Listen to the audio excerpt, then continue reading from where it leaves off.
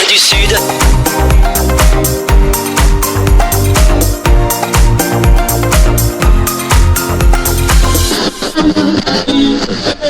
L'invité du jour. Le rendez-vous de Radio Call Direct. Au cœur des territoires du 47, nous sommes ici à Cœur de Bastide, en direct de l'Office de tourisme de Montflanquin.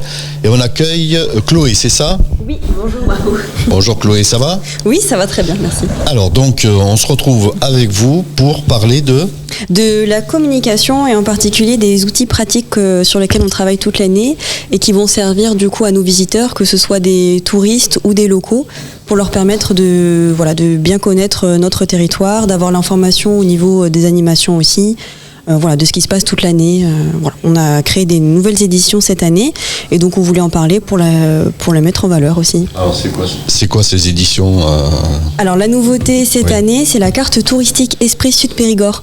Donc c'est une carte qui va être très large au niveau de l'emprise puisqu'elle va présenter... Là c'est une nouveauté ça ? Oui, c'est ça, D'accord. C'est une nouveauté qui est sortie en avril. Et donc qui est très utile à nos visiteurs puisque, comme je le disais, elle sort des limites administratives. Jusqu'à maintenant, on avait des outils qui présentaient notre territoire donc de l'Office de tourisme Cœur de Bastide sur la communauté de communes, ou alors des cartes touristiques de département que les ADRT, comités départementaux du tourisme, créaient. Sauf que comme on se situe à la limite du département du Lot-et-Garonne avec la Dordogne, on se retrouvait souvent limité à devoir jongler entre plusieurs éditions. Et donc cette année, on a voulu créer quelque chose, un seul document pour avoir toutes ces informations.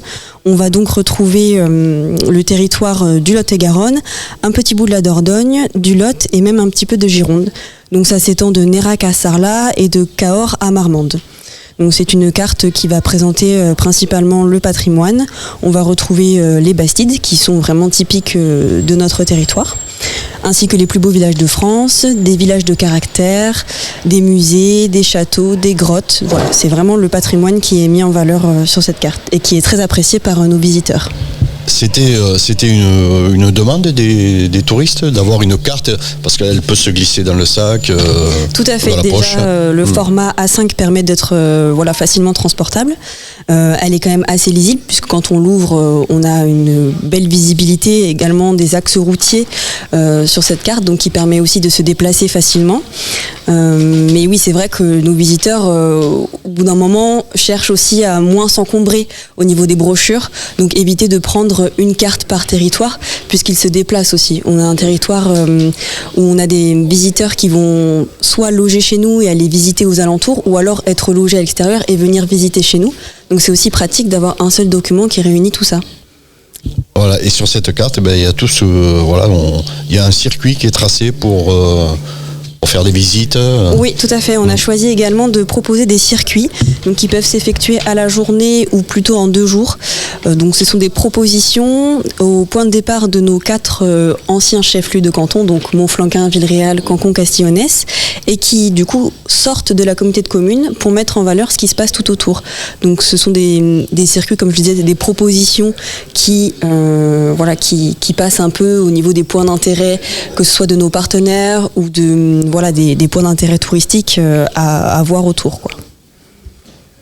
Allez, on est toujours ici, donc avec Chloé, il y a autre chose, oui, il y a autre chose. Oui, alors ça c'était la nouveauté, mais on continue évidemment à communiquer sur toutes les autres éditions qu'on fait habituellement. Donc on a toujours le magazine touristique, qui est vraiment la base de nos brochures, qui va présenter le territoire, donc le patrimoine, toujours. C'est bien notre point fort. Restez comme ça, bougez pas.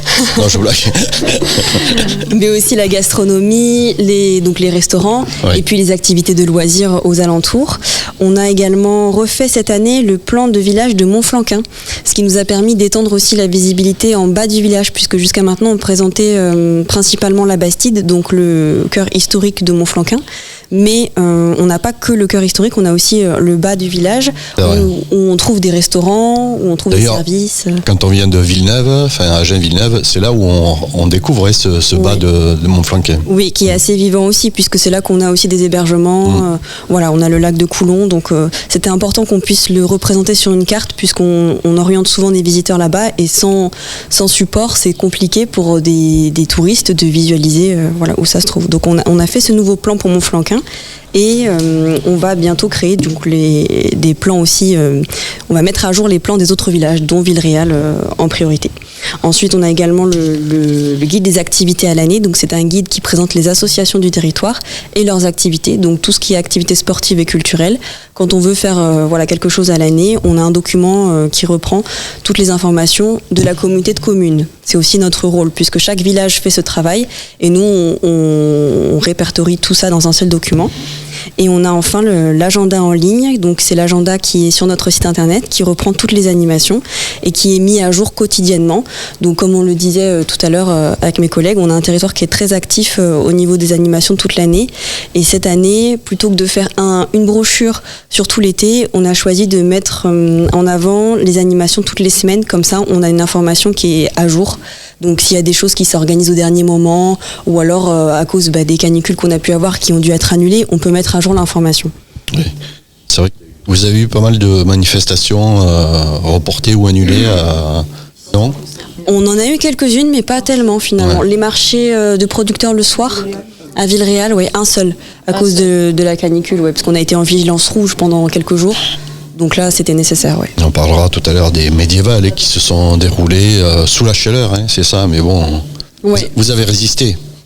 Très bien. Attention, Chloé, on continue ? Alors moi, je pense que j'ai fait le tour sur nos outils, ce qu'on fait toute l'année en fait pour permettre à nos visiteurs de profiter de leur séjour. Donc après, si Nathalie veut présenter le village de Montflanquin.